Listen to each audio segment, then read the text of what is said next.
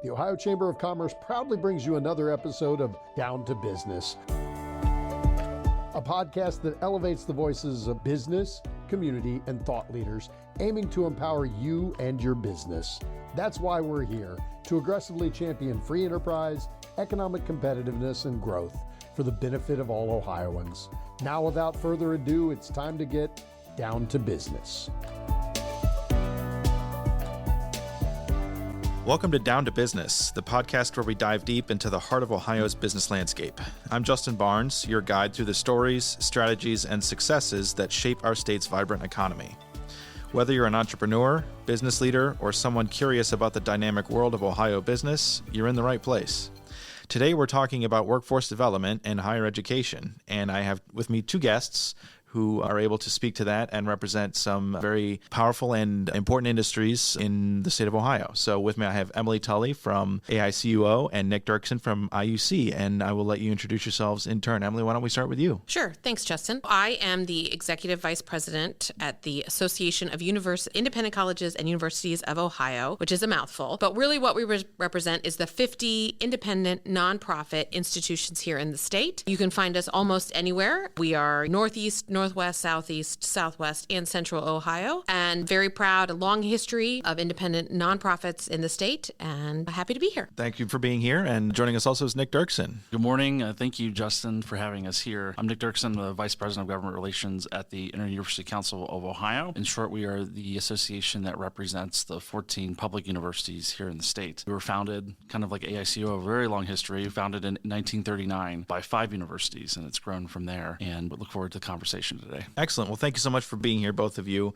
We felt it was important here at the Chamber to talk with folks like yourselves who have engagement with the business community from a little bit different perspective. Obviously, workforce is the number one issue that we hear about from our members. It continues to be a critical issue for the economy moving forward. And so we're excited about the opportunity to highlight the work that your organizations and your member institutions are performing to help train and develop the next generation of the workforce here in the state of Ohio. So I guess we can just jump right into it. Obviously, because of the institutions that you represent, there are a lot of different aspects of workforce development that your members are engaged in, whether it's obviously the classical four-year education, whether it's, workforce development programs specifically, partnerships you might have with local businesses, and kind of on down the line. So Emily, why don't I start with you and just kind of get a sense from you and your member institutions. What sort of highlights do you think the private colleges and universities across the state bring to bear when it comes to workforce development in Ohio? Yeah, that's a great question. And I have 50 members, and all of them could tell you about the interesting and innovative things that they're doing. But what I like to talk about, particularly for independent colleges, is we are a market-driven industry. We are no different than most businesses, independent businesses, private businesses that are members of the chamber or out there in the world, which means we have to respond to the market. And if we don't, then we close, as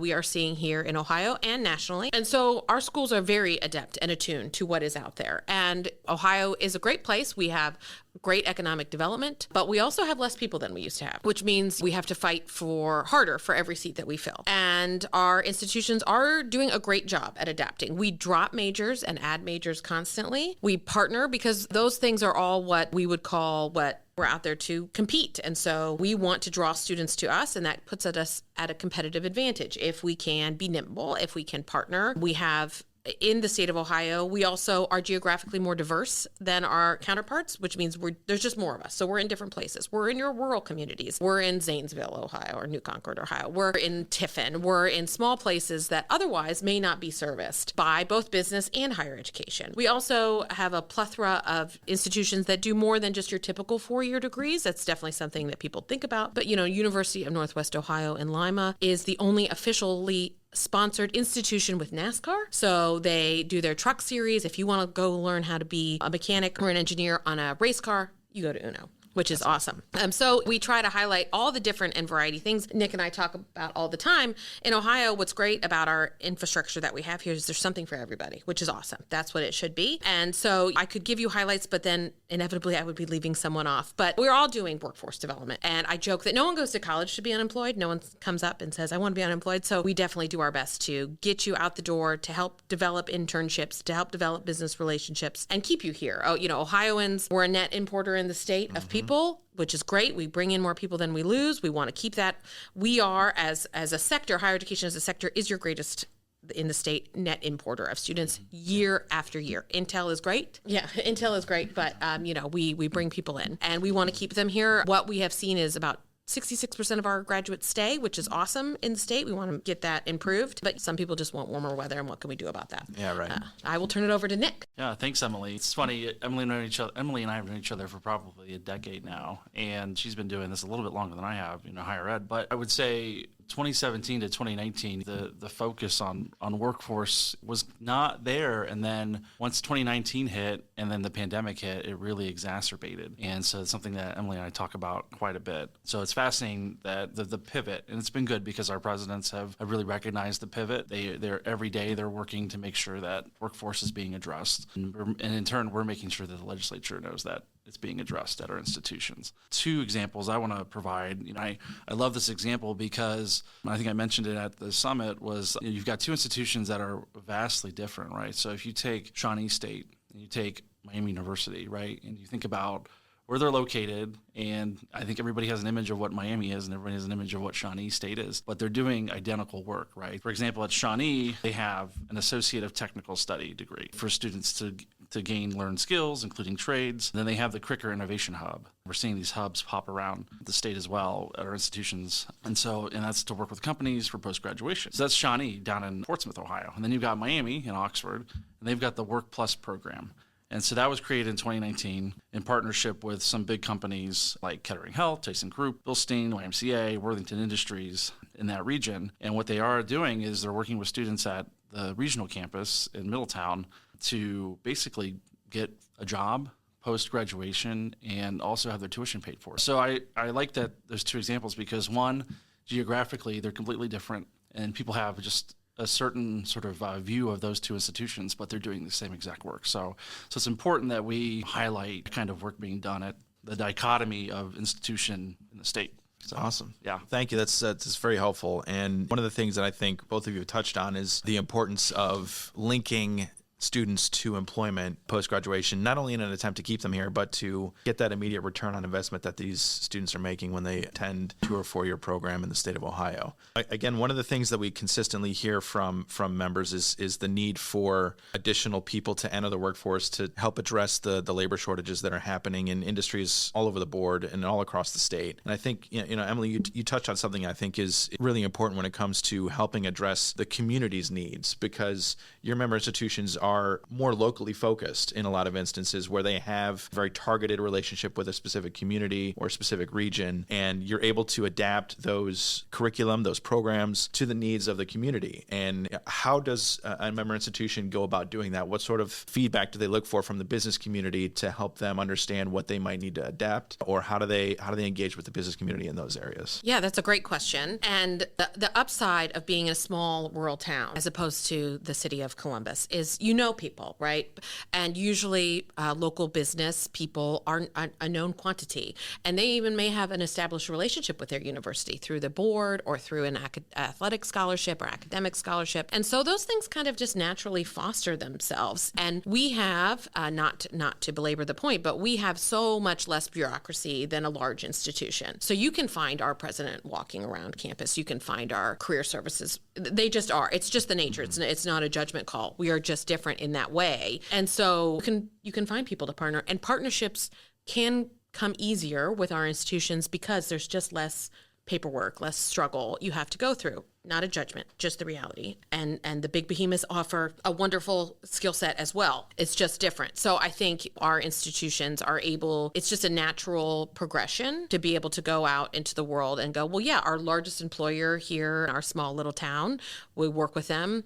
Easy peasy. But we also work with the Art Academy of Cincinnati, which is one of our smallest members, has a great partnership with Kroger, which is in Cincinnati based, to do graphic design, and they have an internship program. It's who we are. It is who we are. And it, again, has developed naturally because it gives us a competitive edge. Just like Nick said, not only here in the state has workforce become a pivot, but outcomes have become a pivot for our graduates and their parents, particularly. When I went to college many moons ago, you were just happy to be there, and then you just got a job afterwards. But now it's about what exactly is the job afterwards, which are good questions. They're important questions to ask. We have an institution here in the state that if you come in and you want to switch majors, we require you to go through some financial literacy before you switch majors to say, like, do you actually know what this means? Will it extend your time? Maybe, maybe not, depending. And here's the outcome base, which is what we should all be doing. Those things are important to us, but they just kind of happen naturally. I think if I could hear one gripe from our institutions, it would be that we get left behind by the big boys sometimes,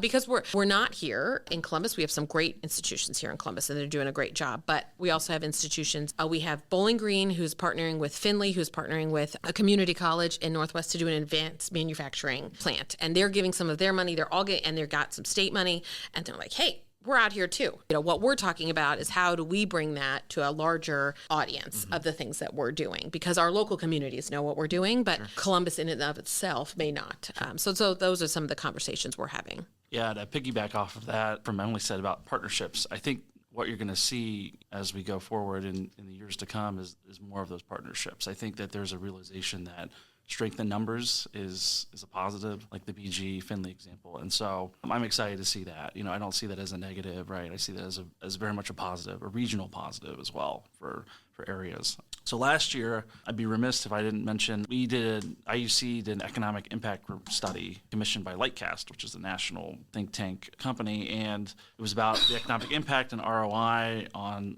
our institutions, right? Our 14 public universities. And so the findings concluded, that in 21-22, our universities added $68.9 billion in income to the Ohio economy, which was the equivalent to a little over 866,000 jobs. We're really proud of that data point. We try to share as much as we can across the street. And so, and what that means is 1 out of every 8 jobs in Ohio is supported by the activities of the universities and their students. And it's not a knock on the privates either. The privates are doing just as well. I mean, graduating students and getting them into the workforce. When you talk about, kind of response to the business community, I was talking a little bit about the hubs. I've got a few examples here. So like, University of Cincinnati, they have the 1819 Innovation Hub.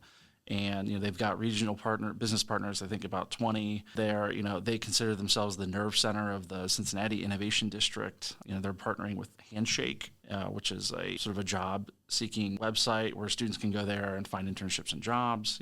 OU, right? Talk about these regional hubs, right? OU's got an innovation center kind of doing the same thing where they're offering coaching, professional office space, labs, et cetera. BG has their resort and attraction management program to fit the needs of hospitality. And that was a partnership between BGSU and Cedar Fair, which is now Six Flags. And then Cleveland State has a Center for Innovation and Entrepreneurship. And then I know also, I guess I can't do this without mentioning Intel, right? Intel made a $50 million investment to Ohio's universities over the next decade. So, UC has a AI for Workforce program, and OSU received some funding for quantum computing skills, and then BG in the most recent capital budget received some capital dollars for their semiconductor and microfabrication lab. So again, we're doing the work, it's happening, and really excited for the future. Yeah, I think both of you have kind of brought different perspectives to the workforce development conversation in an important way, because as we've discussed earlier, there truly is a very strong network of institutions, whether they are the 14 publics, whether they are the privates all over the state, and whether they are community colleges. And I know that we're remiss to not have a representative from the community colleges, and we look forward to having a conversation with them about their role in this in the future as well. But there is a very strong network of educational institutions across the state of Ohio that can work in partnership and already do work in partnership in a lot of these instances. And that's really going to be important as Ohio continues to experience some of those challenges, not only from a population perspective, but from an industry and a skills perspective as well. And one of the things that I actually wanted to ask, and I'll start with Nick this time, is, you have those everyone thinks of, the flagship institutions across the state, whether it's, in the four corners of the state or spread elsewhere.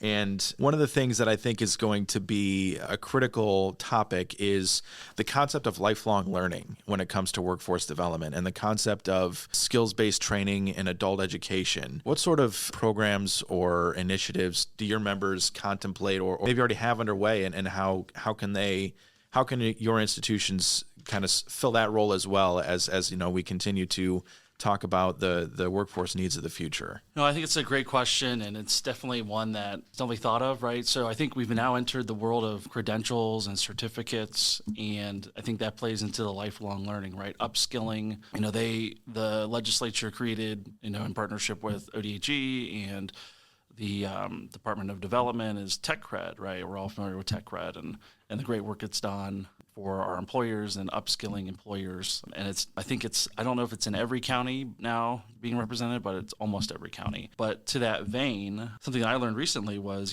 we have a number of certificate programs at our institutions, and I'm sure at the privates as well. I'm going to name off some examples. Shawnee State, they have 11 certificate programs, and some of them are considered to be behavioral health, paraprofessional training, criminal justice, deaf studies, rhetoric and composition, sustainable landscape. Cleveland State has 30 certificate programs, so such as data analytics, supply chain, quality management, urban health. Kent State has 9 certificate programs. One of them is semiconductor manufacturing technician. And Ohio State has 26 certificate programs, and they have an AI in digital health and cybersecurity design and implementation. So I think in terms of lifelong learning, if somebody has kind of hit a roadblock, in their job and they need something quick to go and get a certificate in something, we have those programs that they can go to for, if they're 30 credit hours or less, to obtain a skill and obtain a new job. So we have them available. It's sort of just seeking it, right? Mm-hmm. And I think everybody can always do a better job at marketing. Maybe there's just an area we could market better.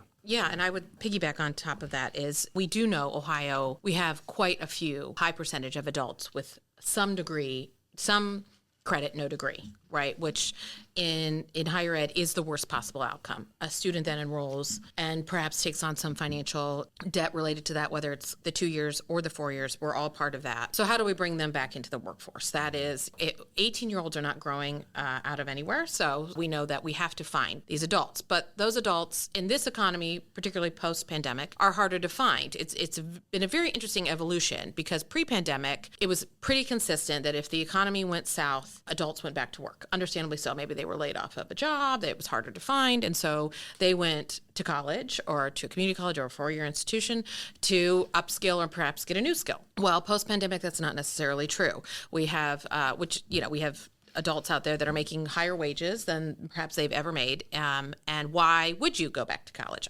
I totally can understand that. So, we did have some programs here in the state to try to lure them back in, but they're not being as successful as we would have hoped. And to Nick's point, we have to meet them where they're at. So we have an institution here in Central Ohio that really will partner with the business and the business will say, okay, I have 5 employees, but they actually have to learn technology and they're not comfortable. And our institution, Franklin, here in Columbus area, will develop a curriculum just for that business and will teach it at the business because that's also part of it. Working adults are a lot of times also parents. And so that's hard. And one of the things that I talk a lot about, that I know the Chamber talks a lot about, is also childcare, right? Mm-hmm. Childcare is I have 2 young children. I know how much childcare is. It's insane. So does Nick. And so that's a big barrier. And how do we help address that? Because it's all part of the continuum of how to get adults upskilled. Because what we do know, unequivocally, without argument, is in this economy, a high school diploma is not cutting it. It will not cut it. We talk about at Independence, and I'm sure the publics do too, about the value of a 4-year degree, and every metric will tell you a 4-year degree will pay off for you.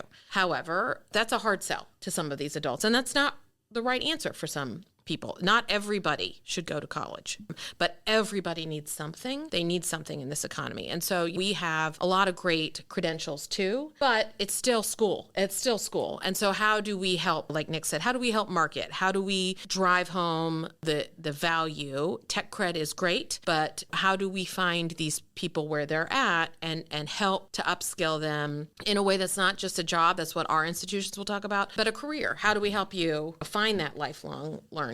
And if it's stackable, great. That's great too. So it's a whole new world out there. Online platforms they were there before the pandemic, but my gosh, have they exploded after the pandemic. And, our schools would say not every credential is created equal. There are some that are phenomenal and great and wonderful. And there are some that, are the Emily Tully's School of Government Relations that no one should ever attend. So that's also should be part of the conversation is quality, because it would be a real shame to have people invest time and effort and to not have an outcome. So those are all all big conversations happening both at the state and federally. Federally, they're struggling with those same conversations, but we're happy to be part of it because it is important. And I know some of my favorite stories are, you get the 85-year-old Gladys finally, Gladys.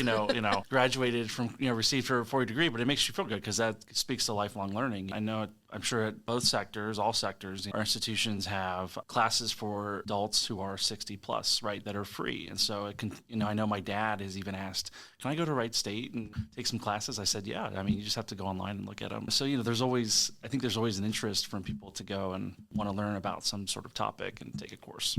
I appreciate the mention of policy because there are a couple of things, both at the state level and the federal level, that I want to touch on. Obviously, there was a lot of conversation at the start of this past General Assembly about the need for investing in higher education through things like the Governor's Merit Scholarship and Choose Ohio First and programs like that help retain Ohio's top high school talent in the state of Ohio. As we've discussed previously, one of the things that the college and university system in Ohio does a great job at is attracting students to the state of Ohio. We are, as Emily mentioned, a net importer of college students from across the country and around the world, frankly. And we think at the Chamber that there needs to be a concerted effort to retain those students post-graduation so that they stay in Ohio. We're not going to get everybody. People love the beach. They love sunshine. That's fine. But as our president and CEO, Steve Stiver, says, Ohio doesn't have oceans, but if you're sitting on the lakeshore, you wouldn't know it. Ohio doesn't have mountains, but if you're sitting at the bottom of Hocking Hills, you wouldn't know it. So there are a lot of quality of life pitches to be made to students while they're here, but it's also about connecting them with employment opportunities.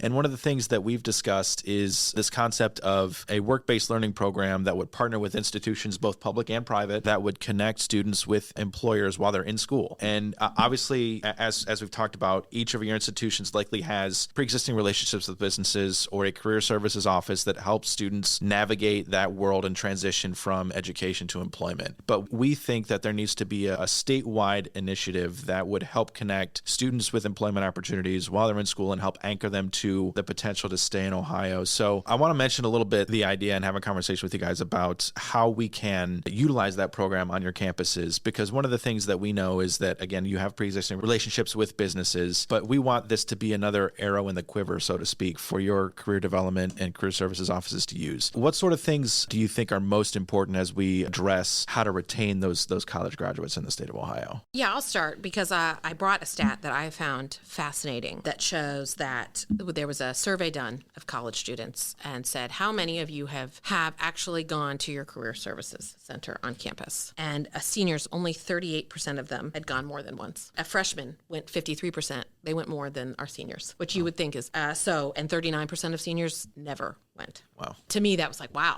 And those that went more than once, I would bet half of those were probably class assignments that you had to go.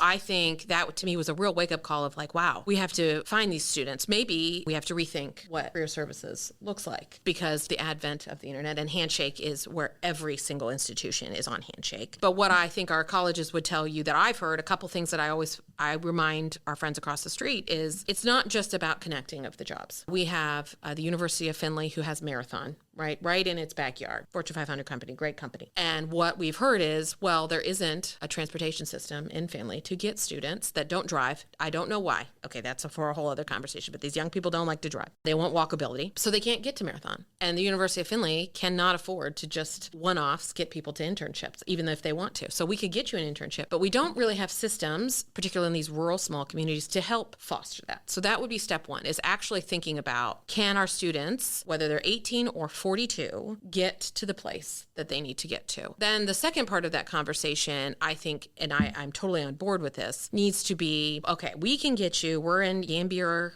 Ohio, we'll get you connected with your local bank for your business while you're here, but maybe you don't want to live in Gambier after you graduate. And that's fine and fair. Maybe you want to move somewhere else. Maybe you grew up there and you want to move somewhere else, or maybe your goal was never to live here. But how do we help expand that network? Because maybe, yeah, we can definitely find you a job here in Gambier. We have all the connections, but we don't. If you want to move to Cincinnati, we might not have those connections. And there really isn't a continuum beyond what we all did, which is Google it and try to find a way, but that's a hard thing to do. So I think building out relationships is an important part of that, both with businesses and with our institutions, but that's easier said than done. Most of my institutions have one career services person. We are small, and so they can't travel the state and build out relationships. So having an entity like the Chamber that kind of says, hey, we want to help. What does that look like? Can we find a way to provide emphasis to hiring Ohio students? Those are important conversations that the state is not having right now that I think would be worth having. Yeah, I agree with Emily on everything. With the Governor's Merit Scholarship, I think the stat was 76% took advantage of it, which is higher than, right? Higher than they expected, which is great. Right? And of course, Emily and I, we have to thank Governor DeWine and Chancellor Duffy and former Chancellor Gardner for their efforts on getting that done. Absolutely. Yes. And so the net importer too, right? So we rank third in the nation. I think as of February of last year, it was 11,800 students stayed in Ohio or imported to Ohio, so for college. So it's great, right? And I think that's a better number than most people realize, right? But it's available. You just have to Google it, right? It's there. The data point is there. Yeah, with career services, I mean, even I think when we were in college, honestly, I think I went once, maybe once at Bowling Green, but like the support system just wasn't there, right? Even if you had an academic advisor at the time, it just wasn't there. But I think now it's evolved, right? And there's more of an emphasis on requiring students to go at least once per class, part of their probably like introductory courses in the hopes that they use it in the future. And I think one thing that I think students don't realize is they should find a professor or someone on campus to be a mentor, because that's not something they teach you, right? I didn't learn that until grad school. So as an undergrad, it was not something I thought of, is to kind of find a professor to have a mentor. So and I know like generationally technology is really sort of taken over, and students sometimes don't want to have that face-to-face, but still very important, especially for the whatever industry you want to go to. Yeah, and internships, they do matter. They absolutely matter. And another study that shows that those that participated in internships, 60% of those that had a paid internship said that it actually helped them towards their long-term goal, right? And they do matter. Our schools are all doing the 2 years are doing them, the 4 years, everybody's doing them, but could we be doing them better? Absolutely. But I think where we struggle as a sector, and I don't want to speak for everyone, but it's our problem that we're told, but it's also the businesses' problem. We've had this for a long time, this kind of wall in between us of we develop them and then you hire them, which is how it should be, and that's great. But now when the businesses says, well, and we've heard it, you guys have heard it at the Chamber, well, we're not finding what we need. Well, then you need to partner with us and tell us what you need. Maybe you should be offering internships too. Maybe you should be offering more internships. Maybe you should be offering them at new places. It's not just us. It has to be a partnership, because that's what works better. We want that too. I would love to see a more integrated conversation around higher education from the business leaders too, not just the outputs. You can get mad at the outputs, but if you're not helping us with the curriculum development, if you're not helping us with the feedback, I'm a big data person, so we have this study about once you graduate, what are the students' views on their employment and what are the employers' views? And it's really interesting that the split that students view that they do really well on teamwork and critical thinking and communication, and the employers say, we don't think that they do really well on teamwork, critical thinking, and communication. Rather than kind of beating us down, which sometimes can feel that way, just stereotypically, not individually, partner with us, help us. We want to do this for you. It helps our students to be better engaged on what you all need, rather than just saying, well, you're not providing it. Those are places where I hope in the next General Assembly, through the partnership with the Chamber and the Business Roundtable, that we can all come together and say, yeah, we're all here, we're all in it. We all see the value in all of this. Let's take it a step forward. And so those are things I'm hopeful for. And I know people want to knock enrollment, and I know across the board, we're seeing enrollment gains at a majority of our institutions. You're seeing enrollment gains. Community colleges are seeing enrollment gains. So students are coming, students are going, and they want to be part of this workforce. So again, help us help you. We always want to be part of the conversation, right? We don't want to be adversarial. We're here to help. Correct. Well, that actually is a phenomenal way to kind of touch on the last question I wanted to ask you guys, which is, as Emily alluded to, we hear from our members in the Chamber all the time about how they can identify and retain quality talent. And I think one of the things that is at top of mind for some of our members is, I'm not sure how to partner with my local university or college to make that connection to help with that curriculum development. What is the best way for, whether they are a small small business who is focused on, the immediacy of soft skills or some of those critical thinking and teamwork problems, or whether it's more sophisticated or a major employer who is looking for a specific credential or degree or training to help bolster their workforce, what's the easiest way for the business community to engage with their local educational institution? That's the beauty of our associations, right? We serve as conduits, liaisons, if you will, to those entities. And once you get the conversation started, then we can kind of go through the rigmarole of program approval and things like that, which is, has its own layers. But just to start the conversation, reach out to us, and we're happy to work with you on getting innovative programs, certificate programs, majors in the pipeline. Yeah, and on top of that, I would say one of the things that I've been talking to the state about, and Nick in his former role heard me talk about it quite a bit, is we don't really have a good database here on what is offered and where it is offered. I would love that because, of course, if you're a business and you're looking around and you're in Wilmington, Ohio, Wilmington, okay, Wilmington University, but maybe they don't offer what you're looking for. But then how the heck do you find it? How do you know that perhaps Ursuline College in Northeast Ohio is offering the thing that you really need and would be happy to partner with you? There's no way that you would know that. We don't have a system. Other states do a better job. There's Credential Engine, which I know is just that's one option of a brand where you could go in and just be like, hey, I'm looking for graphic design. Oh my gosh, I did not know that the College of Art and Design here in Columbus could actually be a phenomenal partner. And so I think it starts with data. It starts with knowing and easily usable data. Because of course you could Google, but again, nobody has the time, particularly if you're a small business owner trying to find one or two people in your shop, you don't have the time to try. And so if we could develop an actual system that tells employers what the options are. We've been talking to Jobs Ohio, big picture too. They're bringing in multi-million-dollar companies, but maybe they don't know that they need an actual German interpreter to talk about biomechanics. Well, guess what? You could find that at our institutions. You can find it at Ohio State too, but you can also find it if they don't want to come to Columbus, they want to come to the northwest section of the state. We can help you find that. We don't do a good enough job of creating a system of data and communication, both for the state and their economic development needs, but also individually. And so those are things that I take that as an opportunity. There is so much room for growth here in what we're doing. And I'm excited because it does feel like people are finally starting to look around and say, we need to break down these silos and we need to have a conversation. So, I think there's so much room for growth, and I'm excited because I think all of this would benefit every sector of higher education. It would benefit every corner of the state for our businesses. Those are things that we're hopeful for and would love a stronger voice on because we need help.